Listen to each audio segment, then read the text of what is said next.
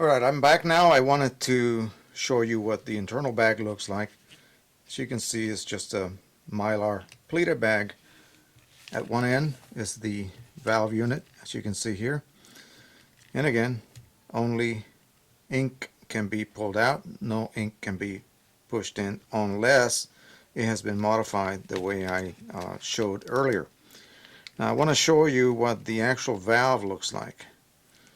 I'm going to go ahead and show you what a dissected valve that I have removed from another ink bag. And I sacrificed that ink bag just so that you can see what you're dealing with. I thought initially, you can see that tiny little opening right there. And that's basically, if you recall, that little structure that I showed you that was shaped like a cross, and we drilled a hole on through one of those corners. I'm going to go ahead and remove this little rear cover. Now, right now, this valve does not allow me to inject ink, as it has not been modified in any way. So I'm going to go ahead and attempt to remove it. It just pops right off, and you got to be careful because it will fly off of you and end up on the floor and grow legs and walk away. All right. Now, I did this earlier with another one. Here is the internal part that I described. You see the crisscross, and the spring is directly located against that. In fact, it is that crisscross structure that holds the spring in place. Now, how is it possible that ink cannot get past that point and through this little opening here? I don't get it at all, because there was no membrane, there was nothing there preventing ink from getting in. As soon as I removed this and then replaced it, I was then able to inject ink into the bag. So I am clueless as to what it was that we did, or I did.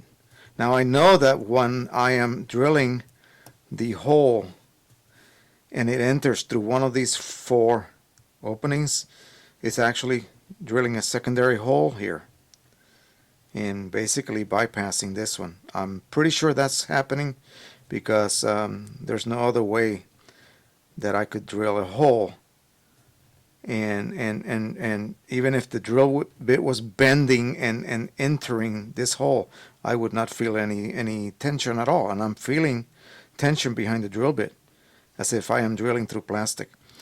But again, I removed this little tab, I replaced that little tab, and magically now the ink bag was able to accept ink. So it's a total mystery to me. But regardless, I now can inject ink on a complete set of carts. And now comes the interesting part.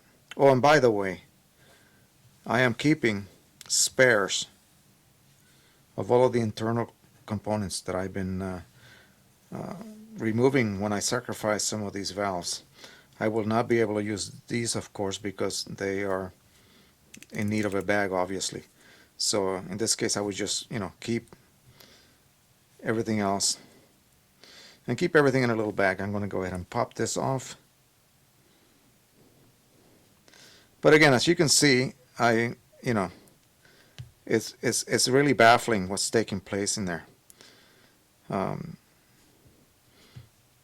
Right now, I love to solve a mystery, always have been that type of person, but for the life of me, I really don't know what's going on, and I wish some of you viewers could possibly shed some light as to what it is that I'm disturbing or changing drastically when I remove that rear little cover, this little cover right here. When I remove that little cover, what is it that I am disturbing that magically results in allowing the bag to now be able to accept ink? In other words, the valve all of a sudden becomes no longer a one-way valve. Very strange. Okay, now let's go over to a unaltered cart. I received my chip resetter today, and I'm in the process of testing it, make sure that it all works and that it is indeed resetting the existing chips. Okay, I have here a one of my partly used OEM carts. I had removed a full set of approximately 30% to 55% used up set of OEM carts, and these contained these are the ones that came with the printer when I bought it used from a local seller. Now I have to, of course, modify the cart if I am to attempt to use it. Now, since it already has OEM inks, I would refill this or top this off. It's pretty full. I would top this off with some of my spare OEM ink that I've been harvesting from large 220 ml carts for the 4800. But anyway, I just wanted to show you my resetter. I received this today, as I said. It's purchased from China, from Alibaba, and unfortunately it has no code whatsoever to it, no ID code, but I will provide a link at the end of this video for the particular resetter that actually is able to reset not only the OEM carts but also the maintenance cart, which is a great thing because you can actually take the maintenance cart out and carefully remove the top lid and then pry off all of the gunky black soaked absorbing material, toss that out, and then just fill it up with anything you can find, anything, even cotton or pieces, diaper or whatever. Yeah, I use paper towels actually, just a thick layer of paper towels, and that works. And I just keep track of it, and when it gets gunky I remove the paper towels and replace them with new ones and reset it again. So here's a resetter. It's got a built-in guide so that you can use it with the carts, and then this would be for to use alongside with the maintenance cart itself. So let's go ahead and pop that in, and we're gonna take my cart and I'm gonna orient this so you can see the blinking light, and I'm just gonna set it in place like so and press, and you see the blinking red light, and then the light turns green. So that tells me it's good to go, and you should wait until the light goes out. Okay, so now I have one of my modified carts here. This has been previously modified, and all I need to do is add a chip. So where to get a chip? Well, remember I mentioned that I have purchased some empties from eBay. Basically, I guess people are collecting empties and selling them off because they realize there's a little bit of ink left in them. People buy them for, they're not super cheap. They're like maybe $5-6 a piece. So if you're just buying them for the ink or the chips, you're not really making, it's not really a big bargain, because these should be actually be able to be found for free.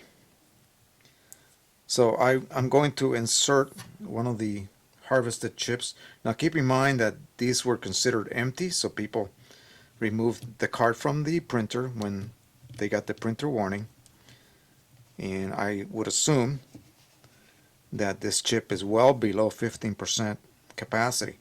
Now supposedly this resetter will not be able to reset a chip that's under 15%. I'm going to go ahead and try anyway. So there's the red light and there's the green light. So obviously it's working.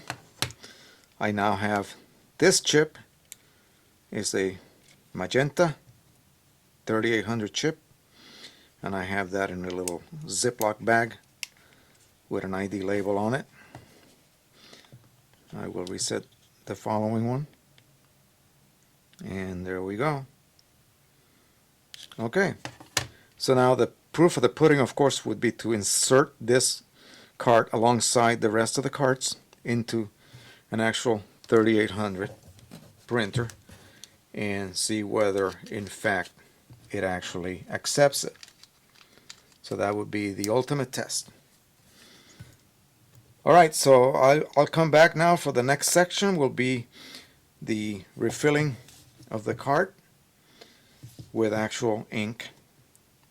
I'll show you what to do and what not to do, because there is a few things you have to watch out for. Basically, you do not whatsoever want to introduce air into that bag.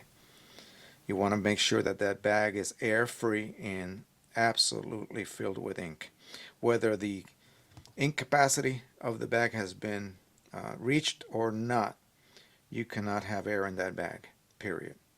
Remember, this is not like a refillable card that has a priming chamber that you have to, you fill the inside compartment with ink, and then you have to prime it by making the ink rise through a labyrinth and then out of the exit hole. No, this bag, as you can see, is directly attached to the exit port.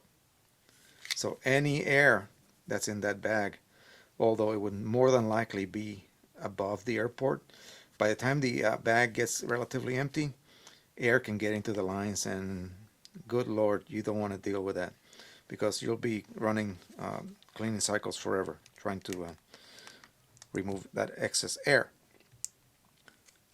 Alright, so we'll come back when we're ready to refill. Oh, by the way, here's the way I keep my chips. Okay, be back in a second.